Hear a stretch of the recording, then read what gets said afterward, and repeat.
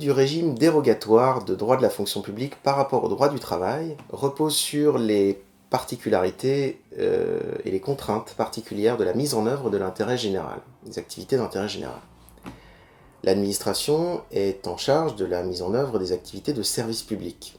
Et dans la mise en œuvre des activités de service public, elle est confrontée à des contraintes qui sont exorbitantes du droit commun et du fonctionnement des activités privées. Et face à ces contraintes particulières, l'administration dispose, dans sa relation de travail avec les agents publics qui sont en charge de la mise en œuvre du service public, elle dispose de pouvoirs particuliers, de pouvoirs qui sont eux-mêmes exorbitants du droit commun et qui sont considérés comme nécessaires pour que puissent être mises en œuvre les activités de service public.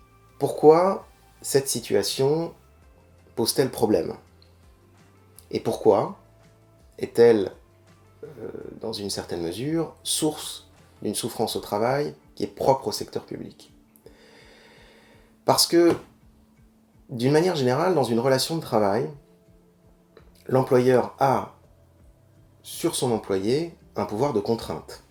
C'est à cette condition, c'est-à-dire à la condition que l'employé se mette au service de l'employeur et obéisse à ses instructions, que se réalise l'activité professionnelle. Il y a donc déjà, dans une relation de travail, un déséquilibre structurel de principe entre l'employeur et l'employé.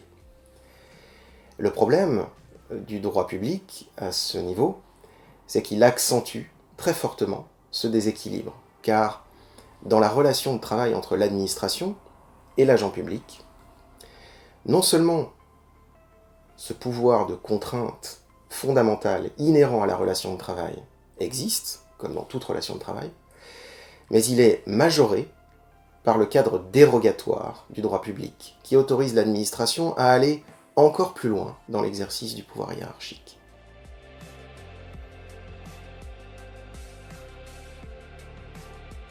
Par exemple, le règlement général de la police nationale autorise la hiérarchie policière à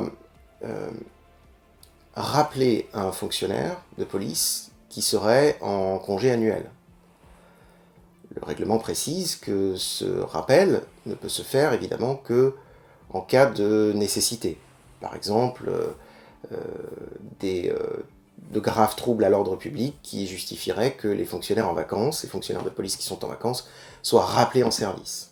Dans l'absolu, tout ceci est justifié par les nécessités de l'intérêt général, et l'usage de ces pouvoirs particuliers doit être nécessaire, doit répondre à des circonstances particulières, et doit être proportionné, évidemment. C'est-à-dire qu'on ne peut faire usage, l'administration ne peut faire usage de ces pouvoirs exorbitants que pour autant que cela l'amène à réaliser l'activité du service public. Le problème, c'est qu'il arrive que la mise en œuvre de ces pouvoirs exorbitants du droit commun se réalise dans des conditions qui font souffrir les agents publics. Parce qu'elle est confiée à des chefs de service, à une hiérarchie, à des gens qui, eux-mêmes, obéissent à des contraintes particulières, et que, dans l'exercice de ces pouvoirs, cette hiérarchie n'a pas toujours un comportement irréprochable. Que parfois, elle se livre à des abus, volontaires ou pas, conscients ou pas, et que cette situation provoque une souffrance au travail spécifique à la fonction publique.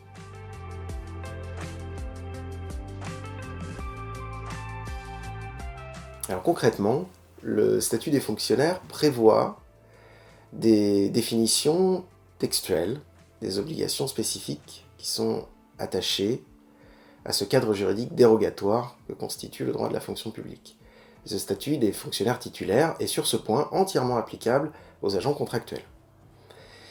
Ces obligations sont énumérées et définies dans le statut, et la première d'entre elles, on peut le dire car c'est la plus importante, est celle de l'obligation d'obéissance.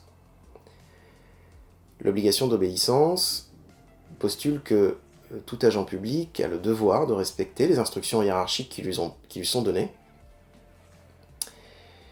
et qu'il ne peut refuser l'exécution d'un ordre que dans des circonstances très particulières, dans lesquelles cet ordre est manifestement illégal d'une part, et d'autre part, de nature à compromettre gravement un intérêt public. En pratique, le cas de figure est très rare. Il a été reconnu, par exemple, pour les gendarmes qui auraient dû refuser l'ordre du préfet Bonnet d'incendier les paillotes sur la plage en Corse. Mais, mis à part ces cas de figure très particuliers, les agents publics sont en réalité, dans l'immense majorité des situations, dans l'incapacité de se retirer de la situation de travail ou de refuser d'exécuter un ordre de service. Une autre obligation particulièrement importante est celle de la discrétion professionnelle, d'une part, et du devoir de réserve, d'autre part. La discrétion professionnelle est l'obligation qu'a le fonctionnaire de conserver le silence sur l'ensemble des informations et des documents dont il a eu à connaître dans l'exercice de son activité professionnelle. Elle est bien distincte du secret professionnel, qui ne s'applique qu'à certaines catégories spécifiques de professionnels. Par exemple, dans la fonction publique, le secret professionnel est applicable aux inspecteurs du travail, ou alors aux praticiens hospitaliers. Pour la majorité des fonctionnaires, ce qui s'applique est le principe général de la discrétion professionnelle, qui est une obligation un peu moins restrictive que le secret professionnel, mais qui néanmoins les oblige, sous peine de sanctions disciplinaires, à garder le silence sur l'ensemble des informations et des documents dont ils ont eu à connaître. Et puis, à côté de l'obligation de discrétion professionnelle, existe une obligation dite de réserve.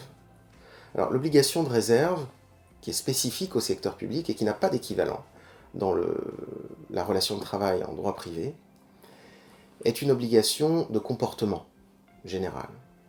C'est l'obligation qui consiste pour les fonctionnaires à savoir faire preuve de mesure, de modération dans leur comportement en public et en privé, à ne pas commettre d'excès de comportement ou de langage, à s'exprimer prudemment et avec respect sur leurs activités professionnelles au service de l'intérêt général. Et la finalité de cette obligation de réserve, contrôlée par le juge, est de veiller à ce que le fonctionnaire, dans sa vie publique comme dans sa vie privée, évite, par son comportement et ses propos, de porter atteinte au crédit, à l'image ou à la réputation de son administration d'emploi. Évidemment, on le comprend, cette obligation de réserve est vertueuse sur son principe, bien entendu, mais elle comporte un aléa dans sa définition et dans sa mise en application qui potentiellement est un grand facteur d'insécurité juridique pour les fonctionnaires.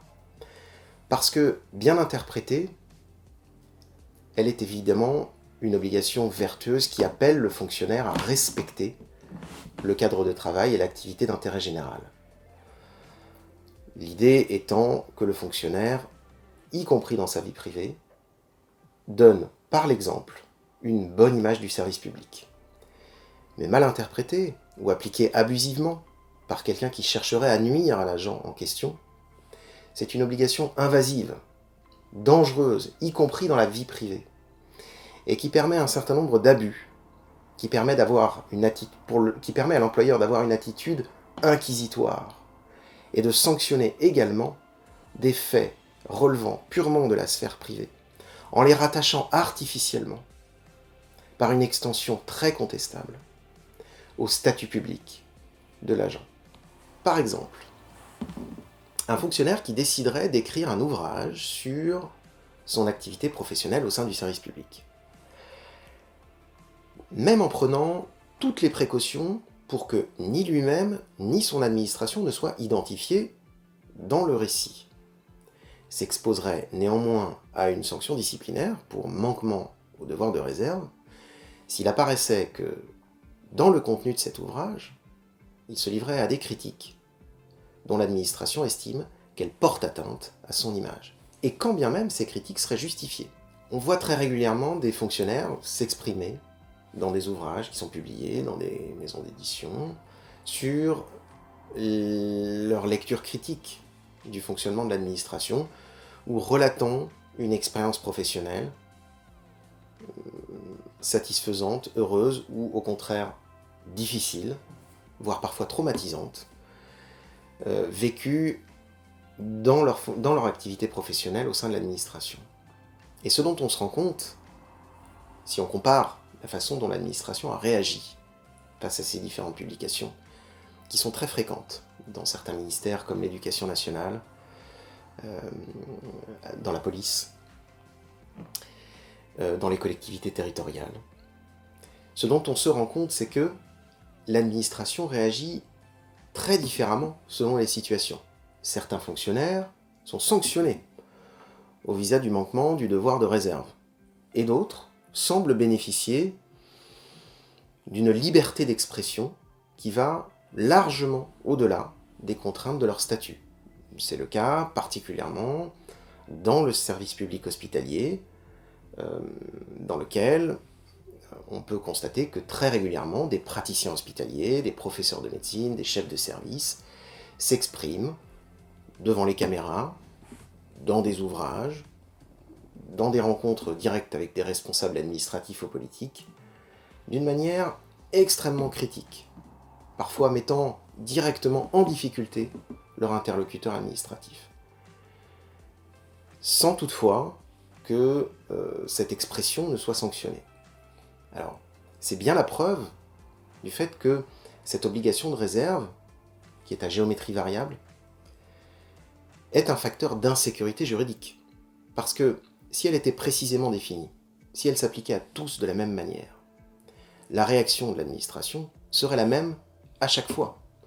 Et le simple fait que l'administration réagisse très différemment, qu'elle laisse certaines personnes s'exprimer, et qu'elle en muselle d'autres, montre bien qu'elle est en réalité elle-même en train de faire usage, ce faisant, d'un outil qui n'est pas défini juridiquement.